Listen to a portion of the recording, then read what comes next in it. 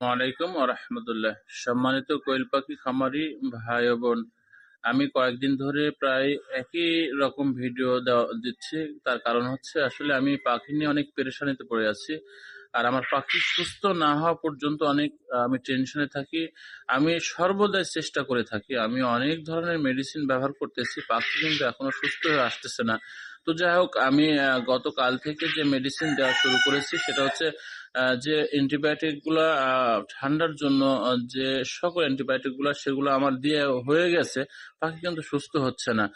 তো যাই হোক, অনেক সময় পাখি সুস্থ হয় না কৃমি পেটে থাকলে, না হলে লিভারের সমস্যা থাকলে, কিডনির সমস্যা থাকলে, টক্সিনের সমস্যা থাকলে, এগুলা যদি সমস্যা থেকে যায় তাহলে কিন্তু অনেক সময় ঠান্ডার সমাধান আসে না।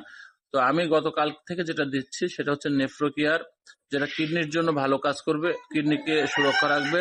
সেই সাথে আমি দিচ্ছি আপনার আহ, আহ, আপনার তুইতি ব্যবহার করতেছি, সেই সাথে প্রোবায়োজাইম অর্থাৎ প্রোবায়োটিক ব্যবহার করতেছি। এই তিনটা মেডিসিন আমি পর্যায়ক্রমে ব্যবহার করতেছি।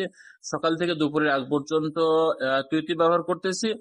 দুপুর থেকে বিকেল পর্যন্ত আমি আপনার নেফ্রোকিয়া ব্যবহার করতেছি, রাত্রে প্রোবায়োটিক ব্যবহার করতেছি। তিনটা আমার ওই যে পাখিটা ঠান্ডা ধরে আছে, সারতেছে না, এই তিনটা মেডিসিন ভালো দিতেছি। আশা করি যে আমি সকল ধাপই আমি শেষ করেছি। এই ধাপটা দেখি কি হয়, আল্লাহর রহমতে আল্লাহ সুস্থ করে দেন কিনা। তো আমি বারবার, আপনারা বলতে পারেন আমি গতকালকেও এই এই এই এরকমই ভিডিও দিয়েছিলাম, তবে একটা একটা বলেছিলাম, আজ তিনটাই বললাম যে তিনটা মেডিসিন আমি দিতেছি। নেফ্রোকেয়ার, তুইতি ব্যবহার করতেছি আর প্রোবায়োটিক ব্যবহার করতেছি। আশা রাখি আমার পাখিটা সুস্থ হয়ে যাবে এবার। আসসালামু আলাইকুম রহমতুল্লাহ।